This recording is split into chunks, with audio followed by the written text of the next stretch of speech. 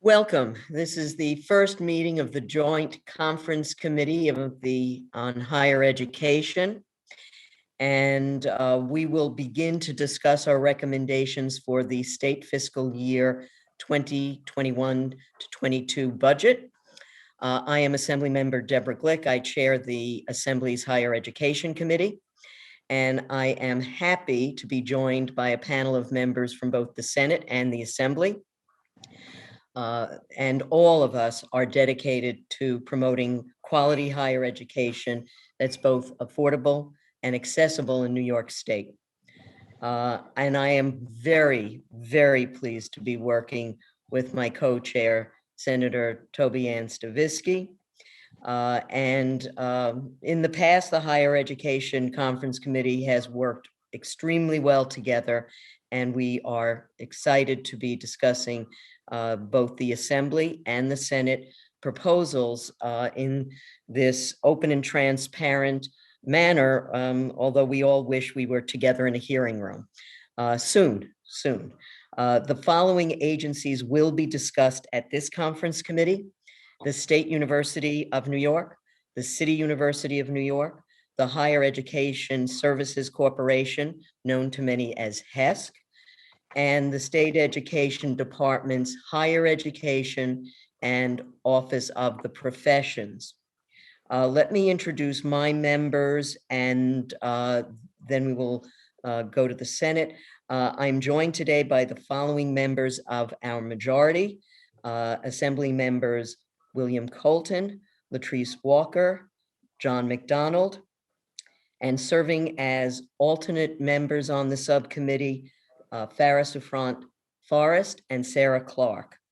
Additionally, we are very pleased to have with us our minority members, my ranker, Assembly Member Mark Balsick, and Assembly Member Michael Riley. Michael Riley will serve as an alternate member, and we will designate for the Assembly Ashley Luz as our recording secretary. Before we go on to the highlights of our proposal, I'd like to turn this over to Senator Stavisky to introduce members of her team. Thank you, and I too look forward to working together with our members from both sides of the aisle and both chambers of the legislature. And I think the budget proposals, we're not that far apart, I don't think, and hopefully we will come to an agreement. But we will keep you posted as we progress. And I'd like to introduce first the following senators: Alessandra Biaggi, Rachel May, Kevin Parker, Jose Serrano, who is an alternate, and we have Senator Boyle joining us, and Senator Phil Boyle, I should say, and Senator Joseph Griffo. And let me just say in brief opening remarks that higher education has been neglected for so many years. Going back to the 2008 recession, there was some devastating cuts, and I don't think we've ever recovered from those cuts. For example, in the past 10 years, the state support for higher education has gone from 46% down to 32%, a drop of about 16%. And we've got to reverse that trend. And the one House budget bill that we passed on Monday, I think, puts us in the right direction.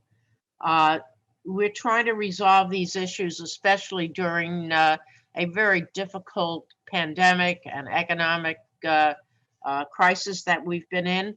And we've done it through restoring the cuts, which I think is extremely important, but we've addressed the TAP issue, operating aid, opportunity programs. We've recommended improvements in all of these programs. Base aid for community colleges that I think is critical. as well as Bundy Aid for the independent colleges. And I think our differences with the Assembly are relatively modest, and we will keep you posted, as I said, as we progress. And the Senate would like to appoint Michael Swanson as our secretary to record these proceedings. So thank you, Assemblywoman, and Okay, let me just go over the highlights of the Assembly proposal, understanding that, as the senator said, there's been neglect, and we hope that this year we can make a significant improvement in that situation. So we obviously are looking to preserve the quality of public higher education, and our proposals include for SUNY and CUNY rejecting the executive proposal to reduce the SUNY operating support by 46.4 million and CUNY operating support by 26.3 million. And so we provide an additional 23 million to SUNY and 26 million to CUNY to pay off the TAP gap. We reject the proposed tuition increase and provide an additional 50 million to SUNY and 33 million to CUNY to make up for denying the tuition increase. We provide SUNY and CUNY community colleges a 100% college level save harmless floor for this coming academic year by funding it at 33 million for SUNY and 10 million for CUNY, and then continue that save harmless floor of 98% going forward. And we invest $30 million in opportunity programs, which is an increase of 20% across the board. We increase critical maintenance funding by 100 million at SUNY and 66 million at CUNY. We provide SUNY with 180 million and CUNY with 120 million in actual capital funding for expansion programs, and provide CUNY with 15 million in capital funding to support green power and wind power training programs. We restore funding for CUNY ASAP at 2.5 million, the School of Labor and Urban Studies at 1.5 million, SUNY and CUNY childcare centers, $1.1 million at SUNY and 902,000 at CUNY, the Small Business Development Centers at 700,000, the Graduate Diversity Fellowships at 600,000, the SUNY Telehealth Mental Health Services at 500,000, Cornell Veterinary School at 250,000, the Hispanic Leadership Institute at 350,000, the SUNY Institute for Leadership, Diversity, and Inclusion at 200,000, the CUNY Pipeline at 250, and the Cornell Cooperative Extension at 196,000, while we increase funding for College Discovery with an additional 270,000, and the Cornell Cooperative Extension for $1 million. They have not seen an increase in, I don't even know how many years. Under HESC, the Higher Education Services Corporation, we increased the maximum TAP award by $1,000, going from $51.65 to $61.65. We provide $20 million to establish the Martin Luther King Scholarship to help students with non-tuition costs associated with attending college. In addition, we provide $2 million for additional support for students with disabilities. We restore Bundy Aid at the 35.1 million and provide 30 million for an additional round of the higher education capital matching grant program that's known as HECAP. Under Article 7, we accept the executive's proposal to extend state financial eligibility for any 2019-20 or 2020-21 academic year award recipient who was not able to complete a semester, quarter, or term due to the COVID pandemic. And Finally, we expand the current maintenance of effort provisions for SUNY and CUNY by requiring the state to provide funding for SUNY hospitals, increase the increases in mandatory cost and the increases in the tuition credit, while we reject the executive proposal for the expansion of the pharmacist scope of practice and reject the executive proposal to provide that certain approved curricular programs of study at public and not-for-profit colleges that have met certain criteria shall be deemed registered by SED 30 days after notification of approval by the governing board of such school. I am not, nor are we, particularly in favor of self-certification in many areas. So that concludes our presentation. I will go back to the Senate, and then we'll come back and see if there are any comments by any of our conference committee members. Toby? Yeah, I did not read the specifics, obviously, but we are in agreement on many of these items. And I think at our next conference or subcommittee meeting, we will go over the areas of agreement. But as I said at the beginning, that we concur with many of the things that you have outlined, and I think things are going to be looking up depending upon the amount of money that's available. If there are any senators who wish to speak, this might be the opportunity, and then we can go back and forth. Madam Chairwoman? Yes, This is Senator Boyle. Yes, thank you. I just want to thank both chairs for the opportunity to work with you. I think that in this tumultuous times in Albany, we need to stay focused on making New York State higher education the great institutions that can be. I think you're both right that there's been too much neglect over too many years, and we look forward to working with you in a bipartisan fashion. Thank you, Senator Boyle. Assemblywoman? Mr. We'll alternate back and forth between the Assembly and the Senate on Okay, opening statements. that's a plan. Appreciate that. As Assembly Member Walsick. Thank you, Chairwoman. I think first, a big thank you. I think it's a testament to all of the members of the higher education committees in both houses of the legislature. There's a huge investment in both houses, one house budgets here in higher education. So it's a testament to the force that you've brought in your conferences in each one of our houses to higher education. I think it's critically needed. And in a lot of areas, you've really checked the executive back in areas that he was going to cut critical funding.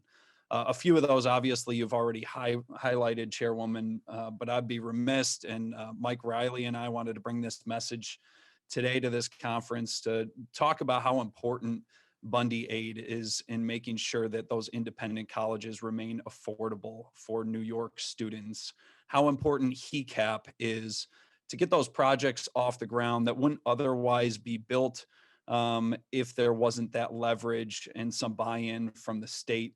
The investment on TAP has been talked about a long time. And Chairwoman, I see the smile on your face. It's great to see this level of investment. Good luck with the rest of the negotiations. I hope you get there because this is what it looks like when you're bringing students in New York out of poverty. It looks like this level of investment in higher education in New York State. Critical maintenance was a surprise to me, but it's great to see that level of investment as well. HEOP, critically important, and you have a lot to be proud of when it comes to Martin Luther King and the investment there, because we know that tuition isn't the only barrier when it comes to college affordability. So all of that being said, and thank you for the investment in higher education. I wouldn't be doing my job as ranker in the minority if I didn't have some things to provide some constructive criticism about. That would be starting off with rational tuition. SUNY asked for a $200 possible increase in tuition. And Chairwoman Stavisky, you pointed out we can't repeat what happened to higher education after the 2008 recession. That's my biggest concern here. And I know that it's been rejected by both houses because we don't want to see tuition increase in our higher education institutions, and especially at SUNY and CUNY. I understand that. But if we don't allow SUNY to control some of those costs, and especially when you compare that to the investment that you have in TAP here, that cost isn't really borne by the TAP eligible students as much as it would be more for the families that have the ability to afford it or out of state students. So that's something that I would continue to consider if the executive brings it back to the table. I think it's important to consider that and not to make that mistake that we made back in 2008. All right, so that's number one. Number two. Is that okay if I continue, Madam Chair? Yes, yes, of course. Thank you. You know, Uh, I don't know uh, where anybody's going, so. Number two would be under the tuition assistance program, the maximum award was increased by $1,000, which is tremendous, and I know is going to make tuition affordable for many more students. I would have really liked to see, and I was hoping that this was the political moment to see us eliminate the Excelsior program, which has been the governor's project, and instead increase the threshold and roll that investment in Excelsior into TAP. I know it came up during the budget hearings. Hopefully that comes back to the table here. And I know it was easy to just invest in TAP, but I hope that you'll continue to consider that and that the committees will. And then finally, I respectfully disagree on SUNY's request to forego SED's rubber stamp on their program approval. More and more we've heard, especially throughout this pandemic, SUNY and CUNY and our community colleges need to be flexible when it comes to programs. And for SED to take months and months just to wet the stamp or draw the red tape and give them that stamp of approval doesn't really work for our institutions. We've seen that. It doesn't work for the colleges that I represent who are trying to be as innovative as possible, especially for SED to just approve a program that is moving online, which just seems like something that is so obvious. And I think those resources, I read the 4-page letter that SED sent over. I think they don't want to lose some control over higher education, which is a much longer conversation than we have here today. But it's important to realize that SUNY is accredited, that it's not a self-certification. There's oversight, and I mean, there's a couple of excellent committees, as you've proved here, to oversee what they do. So I would ask for the continued consideration of them skipping SED in program approval process. And that concludes my comments, at least to start. Thank you very much. Senator? We got Senator Rachel May. Senator May. Yeah, thank you, Madam Chairwoman, and all of my colleagues for the great work that you've been doing. I just want to say I agree with Assemblyman Walczak about more flexibility for higher education in creating programs, because things move really fast these days, and it is important to be able to do that quickly sometimes. I just want to say, because my 53rd Senate District is home to 4 SUNY campuses, I am really pleased that we have in our one house the hazard pay for SUNY hospital workers. SUNY Upstate is in my district, and the debt service for SUNY hospitals as well. These are both really important things for supporting our SUNY hospitals that have done so much for us in the last year.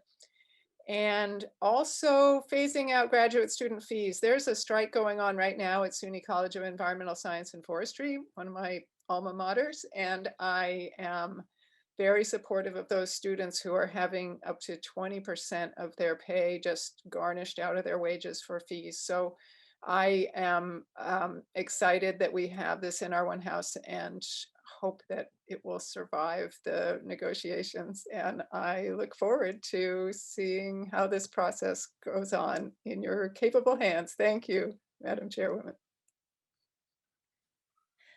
Assemblymember Colton? Yes, I wanted to say that I think that this is one of the better budgets I've seen over the past years. For many years in the distant past, especially, we've neglected higher education. And we had to fight. We had to fight to get money back for opportunity programs. We had to fight to get monies for adjunct professors who would, there were so many problems, the facilities themselves. And this budget deals with many of those problems. And it deals with it at an important time because we're right now in a pandemic, which has definitely hurt the students in CUNY and SUNY and in all of our colleges. So we have to try to make it as easy as possible to remove as many obstacles as possible.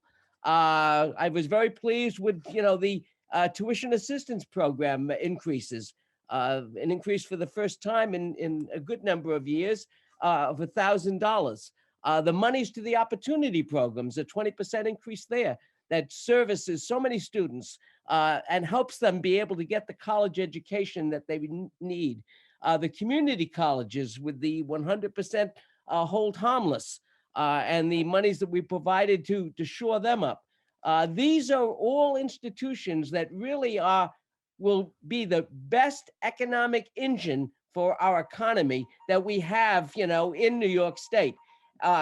People who go to these colleges, they stay in New York. Many of them stay in New York, and they contributed to what is needed. So I'm really, very pleased and look forward to trying to keep the gains that we've made in this budget. Both the Senate and the Assembly have put a lot of good things in there. We want to try to keep them and to make sure that we, move forward in terms of helping our college students get the learning and the experience that they need so that they can really be a true investment for New York State. Excellent. Back to the Senate. Senator Biaggi. Senator Biaggi. Thank you, Madam Chair. Both Madam Chairs, thank you for letting me speak today. I'm honored to be on this committee.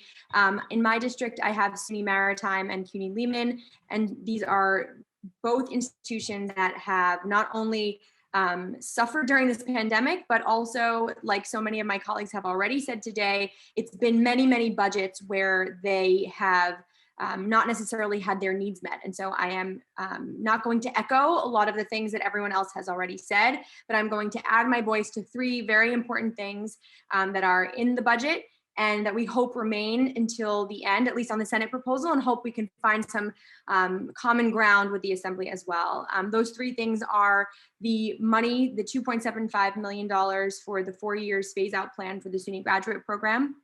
And then under CUNY, the $91 million for full-time faculty for CUNY, which will be essentially the equivalent of hiring 900 people, which is amazing. And also, of course, the contribution for mental health of $4 million for mental health support, which we know is a huge problem, not only before the pandemic, but the pandemic has exacerbated it. So I do look forward to working with our colleagues in the Assembly and getting to a place where we can have the needs of CUNY and SUNY students, faculty, and families met, and others. Thank you.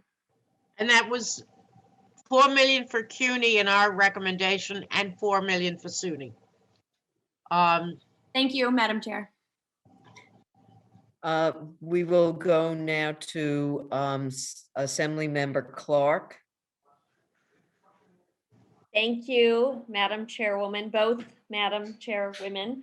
I won't say much either because I am very new and just learning how this all works, but I'm just super excited to be here. I am also happy to start to see our budgets really reflect where we need to put our money, which is in our people, in our students, in our college students, our families, and taking more and more steps to make college really affordable. It is not for so many people. And we need to continue to take even more steps as we get there. I want to reiterate Senator Biaggi's point on the mental health. The childcare dollars are really critical for a few in my region as well. I think we could do a lot more around childcare at SUNY and CUNY, and I look forward to having those conversations. In my district, Monroe Community College is headquartered, one of my favorite community colleges ever, and a national model. So I'm just really excited to continue the conversation to make sure we're doing more, as much as we can for our students and making college affordable. Thank you. Thank you. Any senator? Are there any senators? There are many more of us than you. I understand. That's part of the problem. Go Yeah. ahead. Are there any No other other No, I don't senators at see this any point. other. Okay. Fine, then I'll go with Assemblymember Faris Souffrant Forrest. Yes, thank you, Chairwoman Glick and Chairwoman Stavinsky for having this forum and hosting forum. It's an amazing forum to be able to feel like the priorities of our constituents are reflected in this budget. It takes an awesome bite at rectifying the issue that was the underfunding of our higher education system. And so I'm very excited. I mean, things like we both care about mental health. We both care about tuition rejecting the tuition increase. Like these are the things that, you know, can make or break a student. And when we talk about making or breaking a student, we're talking about the opportunities that they can create for themselves to change their lives and the lives of their families. So this is really important. Senator Biaggi took it straight out my mouth though, because of course we want to increase mental health by 4 million on both the CUNY and the SUNY level. And then also the grad fee. You know, when we talk about grad fee, every time they get a little increase, it's just snatched away. And what that, I remember I spoke to the chancellor about it and he was like, well, I ate ramen too. And we know ramen has MSG, y'all. Let's try to eat a little healthier. Let's promote health in our graduate population by actually giving them some money to feed themselves properly. And then the last thing is, you know, we're both houses, both sides of the aisle are here.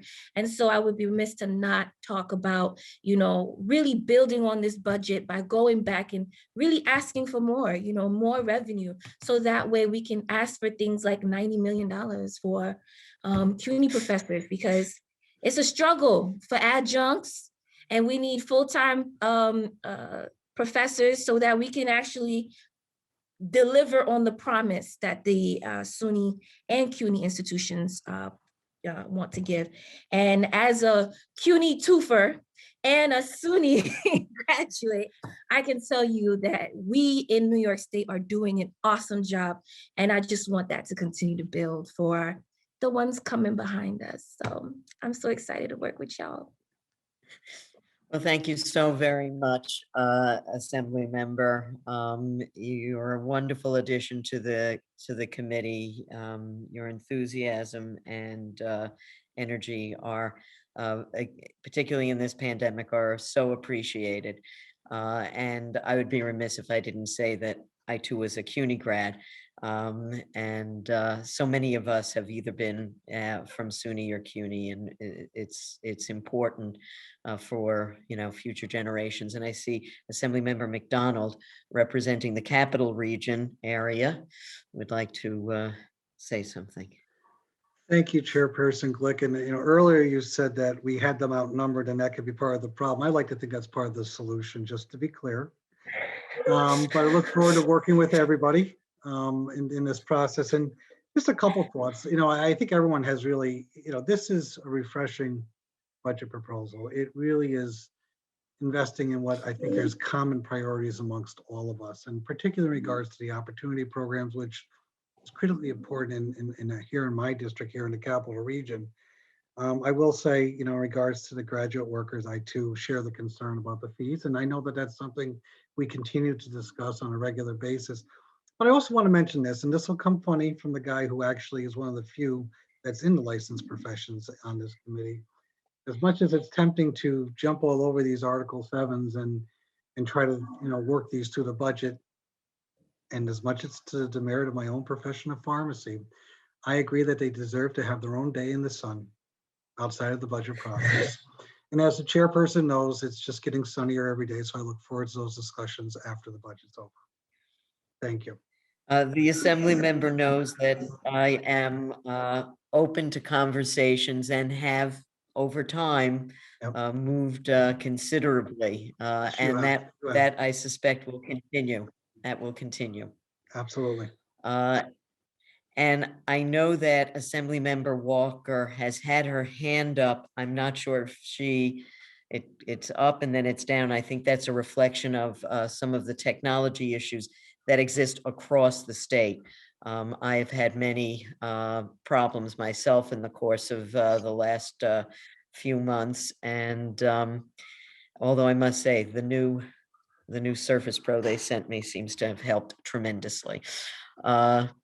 I do not see Assemblymember Walker, and I will apologize to her later, but I think we're going to move on. And I will just say that our big struggle will be to ensure that we are able to hang on to these increases. If we're going to recover from the pandemic, if we're going to see the state move forward in a new technologically advanced and more information-based economy, our higher education systems need the support that we are trying to put forward in this budget. We don't have table targets, and that is always, there's elation and then there's, depression. So I'm hopeful that this time the table target won't be, what is that, Charlie Brown and the football being snatched and Charlie. away? Lucy and Lucy and Charlie. Charlie. I I feel like that's happened one too many times. So that is all we have to say. Senator, are there any Yes. closing comments you would like to make?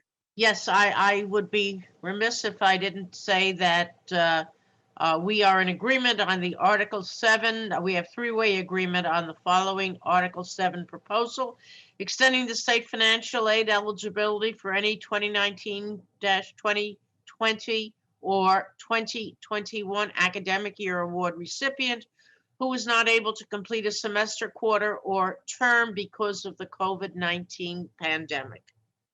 And to summarize, let me just say, are there any other senators who wish, because there are some that have returned, then let me say that our staffs will, and the Assemblywoman and I will continue to discuss these issues, see where we have agreement, and further discussions will follow.